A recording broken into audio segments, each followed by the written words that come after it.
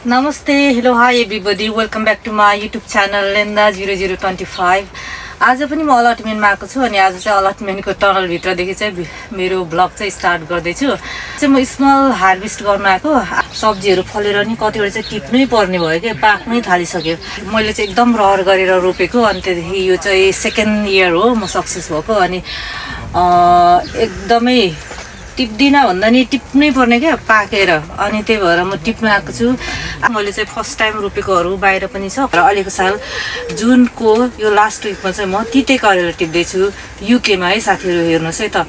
अनि यो तिते करेला चाहिँ मैले फेब्रुअरीमै रोपेको कति धेरै साथीहरुले सोध्नु भएको थियो। यो फर्स्टमा फलेको मसिनोहरु चाहिँ म सबै टिपिदिन्छु भनेर भनेको छु किनभने यो चाहिँ फर्स्टमा फलेकोले अलिकति डिस्टर्ब पनि गर्छ। त्यही भएर यो फर्स्टमा फलेको अलिकति बोट नसप्रिँदाखेरि फलेको त्यही भएर चाहिँ त्यस्तो ठुलो पनि छैन अनि पोर पनि मैले छिप्पाएर राखेँ त्यस्तो मिठो पनि भएन अनि त्यही भएर अलिक साल चाहिँ म टिपिहाल्ने सोचाइमा छु अनि खाइहाल्ने सोचाइमा छु। यो फर्स्टचोटि फलेको चाहिँ कुनै चाहिँ डल्लो फलेको छ। मैले चाहिँ लाम्चो रोपेको थिएँ। यो चाहिँ लाम्चो चाहिँ अलि बढ्छ होला त्यहाँ पनि लाम्चो छ अनि अलिक बढ्छ होला भन्छु खाइदिनु पर्यो। यो चाहिँ डल्लो रहेछ ए कस्तो मजाले उयो भएको छ। अब म चाहिँ यो तिते करेलालाई चाहिँ हेर्नु न मुन्टा आएको फेरि यस्तो यो स्ट्रिङ लगाइदिन्छु अनि लगाइदिएर मजाले फेरि माथि पठाइदिन्छु अनि मल एड गरिदिन्छु। माथि पठाइदिन्छु भन्नुको कारण चाहिँ यसरी ठाडो बनाइदिन्छु भनेको माथि पृथ्वीदेखि माथि पठाउँछु भनेको चाहिँ होइन। अनि यता भने मजाले फल्दैछ यता पनि पाको अनि हेर्नुस् न फलेर डल्लो फल्यो क्या।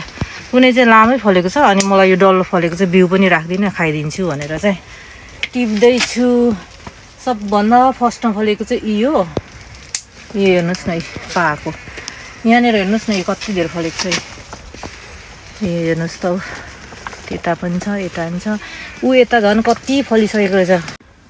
यहाँ हेर्नुहोस् है साथीहरु यहाँ कति धेरै फलिसक्यो हेर्नुहोस् न यता अनि यता त्यता पनि फलेर नि पाकिसकेको छ। यहाँनिर यता नि यस्तरी फलिसकेको छ यता पनि हाउ वन्डरफुल हाउ वन्डरफुल। मैले चाहिँ खासमा चाहिँ बिउ चाहिँ यस्तोको राखेको थिएँ। यहाँ हेर्नुहोस् है यस्तोको राखेको थिएँ हेर्नु त यो कति लामो छ है। यहाँ नि डल्ले फलेछ यो पनि यो तिते करेला चाहिँ के अरे अलि हेर्नुहोस् न यस्तरी फलेको छ हेर्नुहोस् अनि यता पनि छ। अब म कैँचीले भेट्दिनँ हातले टिप्छु ल टिप्नु पो सक्दैन ए हुन्न रहेछ कैँचीले टिप्नु पर्यो ल लडो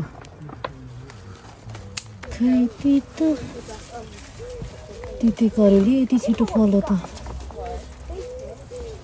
ए कस्तो मिठो हुन्छ रे। यहाँ छ यो पनि टिपिदिनु पर्छ पोर पनि छिप्पो क्या के अरे नपाउनेले केरा पाए बोक्रोसँग खायो भने जस्तो कहिले नफलाएको कुरा यत्रो हुँदा खानै थाहा नभएर छिपिहाल्यो क्या। ल है जुनको लास्ट विकमा नै यति तिते करेला टिपे अझै यहाँनिर एउटा बिग पनि छ अनि व्हाइट पनि फलेको छ। लु हेर्नुहोस् साथीहरु के अरे गरी खायो भने जे पनि हुने रहेछ। जुनको लास्ट विकमा नै बेलायतमा चाहिँ यसरी यहाँको एकदम च्यालेन्जिङ वेदरमा यसरी तिते करेला फलायो भनेपछि अनि यहाँ चाहिँ साथीहरु यो नि तिते करेला हो। मैले यो चाहिँ यो तिते करेला चाहिँ मलाई चाहिँ मेरो साथीको मम्मीले चाहिँ नेपालदेखि पठाइदिनु भएको फलेको छ। यो चाहिँ सेतो खालको हो तिते करेला। यसलाई चाहिँ अलिकति माटो पुगेन समथिङ यो एकदम गर्मी हुन्छ नि त यो भित्र अनि यस्तो भइहाल्छ तर फलिराखेको छ। यो पनि तिते करेला हो अनि उता बाहिर पनि दुईटा रोपेको छु ट्राईको लागि। अनि त्यहाँदेखि यो चाहिँ मैले एकदम लेट रोपेको थिएँ लेट रोपेको पनि यो एकदम भित्र गर्मीले गर्दा यत्रो भयो। बाहिर चाहिँ मैले एकदम सप्रेको बिरुवा रोपेको राम्रै भएको छैन। अहिले म तपाईँलाई देखाउँछु ल। यहाँनिर हेर्नुहोस् है साथीहरू, यो चाहिँ मैले सपिङ सेन्टरदेखि किनेको बिरुवा हो। यो चाहिँ यस्तो आक्लै पछि फल्छ। अस्ति 3-4 टिपेर खाइसकेँ। यसो पनि फल्दैछ। यो चाहिँ अलि होचो छोटो खाले, एउटा चाहिँ लामो खाले किनेको थिएँ। अनि यो चाहिँ मेरो घरकै बिउ हो। टिप्दैछु आजै। अस्ति पनि टिपेर खाएको थिएँ। यो चाहिँ छिटो फल्छ। अनि अस्ति नेपाली काँक्रामा एउटा फलेको थियो। एकजना नम्बरी दाइले माग्नु भएको थियो, पठाइदिएको त फर्स्टचोटि फलेको हराएर आउनु भएछ। नम्बरी त खत्तम छ दाइ। अब अनि यतापट्टि मजाले फुल्दैछ। नम्बरीलाई लैदिनु न, अब खानु आउने इन्भाइट छ नम्बरलाई, यतै आएर खानु। यो चाहिँ नेपाली काँक्रा हो, फुल्नु लाग्यो। अनि यसको चाहिँ मल्चिङ दिएछ र मैले मल्चिङ गरिदिएको थिएँ। यो अहिले साल चाहिँ त्यस्तो राम्रो चाहिँ भएको छैन। यो पातहरू सबैको प्रायःको त्यस्तै देखेको थिएँ। तर यो पात उयो भए पनि फल्छ भनेर एक्सपोर्टहरूले चाहिँ कुरा गरिरहेको सुनेको थिएँ। त्यही भएर फलोस् भन्ने छ। अनि यहाँ चाहिँ साथीहरू यस्तो राम्रो सनफ्लावर फुलेको छ है। यो चाहिँ होचो खाले रहेछ क्या। सनफ्लावर नि टेडी बियरवाला, के बियरवाला, के बियरवाला हुन्छन्। मलाई चाहिँ एकदम ठुलो खाले मनपर्छ। तर यो पनि ठिकै छ, कस्तो राम्रो फुलेको क्या। यता हेर्नुहोस् है साथीहरू, मैले चाहिँ यो कलरको चाहिँ काउली, यो चाहिँ फुलकोपी हो, नेपालीमा भन्नु आउँछ फुलकोपी। यो चाहिँ रोपेको थिएँ। यसलाई चाहिँ टिप्ने बेला भयो कि भएन, म चाहिँ धेर छिपेर काबु भएको छ। अनि यसलाई चाहिँ टिपिहाल्नु पऱ्यो। अरू चाहिँ फल्दैछ। मैले चाहिँ धेरै बोट रोपेको थिइनँ, ट्राई गरेको थिएँ, तर हुँदैछ है, हुँदै रहेछ। अनि यसलाई चाहिँ टिपिहाल्नु पऱ्यो। यसलाई चाहिँ के गर्छु भने नि उखेल्छु। अनि त्यहाँदेखि अलिकति बढ्नु दिएको हानि हुन्थ्यो होला, तर मलाई टिप्नु मन परिहाल्यो। कति मिठो कलर हो, सजाएर राख्नु जस्तै।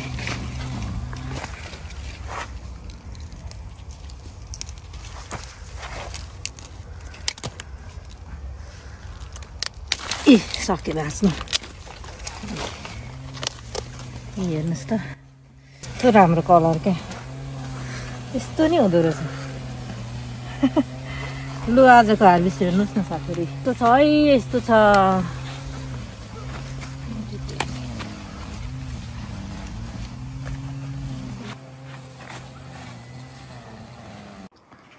यो चाहिँ फर्सी है साथीहरू, फर्सी। यो चाहिँ मुन्टा खाने फर्सी, यो चाहिँ दाना खाने फर्सी।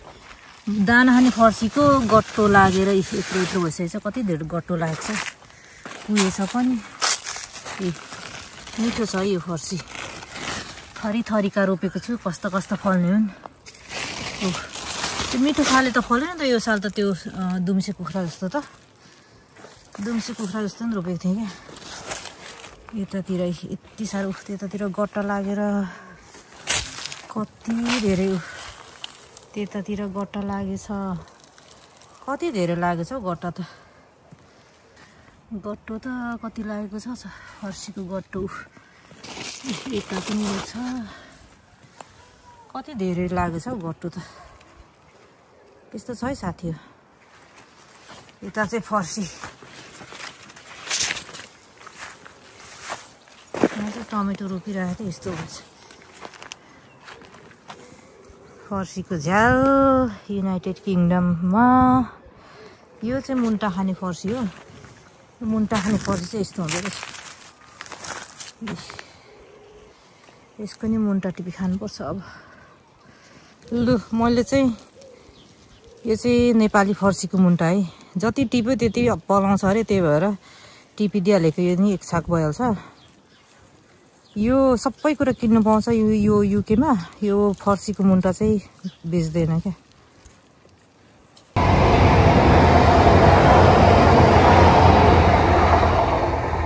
म चाहिँ साथीहरू यहाँनिर रुबब टिप्दैछु। यो रुबब चाहिँ यो घाम लागेको बेला मजाले टिपेर ड्राई गरेर यसरी चाहिँ डिफ्रेन्ट तरिकाले अचार बनाउनु पऱ्यो भनेर सोच्दैछु। कति धेरै छ क्या।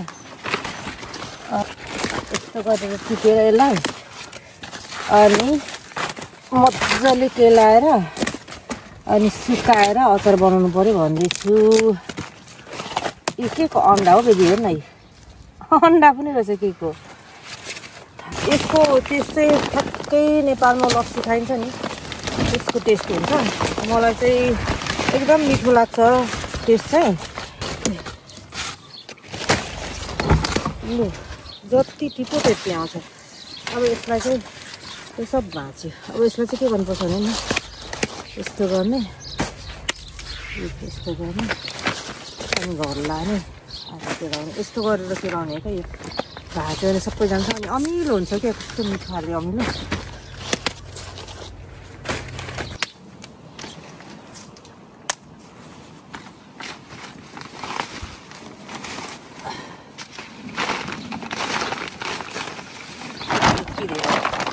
घाममा यसलाई चाहिँ ड्राई गरेर सुकायो अनि खानुपर्छ, मिठो हुन्छ अचार। यहाँ अस्तिको क्यामामा आएँ कति देर भएछ फेरि।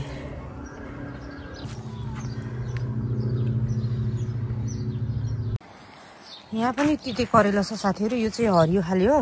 मैले चाहिँ बाहिर कस्तो हुन्छ भनेर ट्राई गरेको।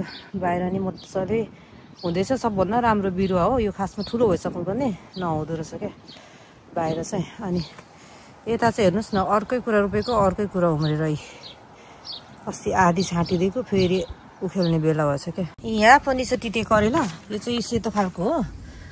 यो चाहिँ निकै ठुलो हुँदैछ है।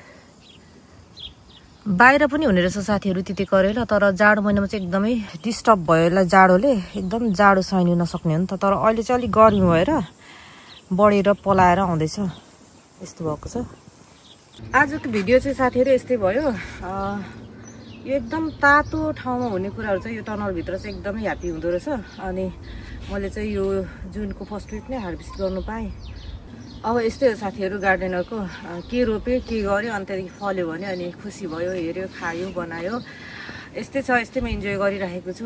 यो साल चाहिँ डिफ्रेन्ट तरिकाको सब्जी रोपेको छु। पोहोर चाहिँ भनेर फर्सी, मकैहरू, बोडीहरू यति धेरै थियो नि त। म चाहिँ बोडी त्यति धेरै खाँदिनँ अनि त्यही भएर मैले बोडी यो साल रोपिनँ, अलिअलि रोपेको छु। अनि त्यो पनि राम्रो भएको छैन। अनि आज चाहिँ मैले मेरो भिडियो एकदम सर्टकट बनाएँ, छोटो बनाएँ। कामदेखि आएर हतार हतार बनाएको। अनि किनभने के अरे टिपिहाल्नु पर्ने भएर मेरो तिते करेलाहरू चाहिँ देख्नुभयो नि पाकिसक्यो। त्यही भएर बाहिर पनि अहिले चाहिँ अलिक बढेर फुल्नु थालेको छ।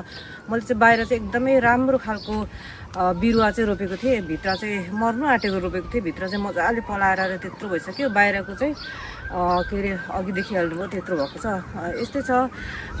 तपाईँहरूको कस्तो हुँदैछ? सबैजना इन्जोय गरिराख्नु भएको छ होला समर। अनि मैले पनि इन्जोय गरिराखेको छु। काम जाने आउने अनि त्यहाँदेखि गार्डनिङ गर्ने त्यस्तैमा बिजी छु।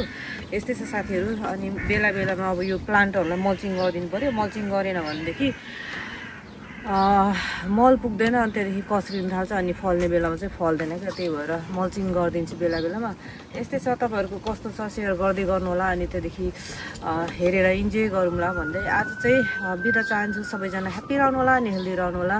Happy summer everybody and have a nice day. By by.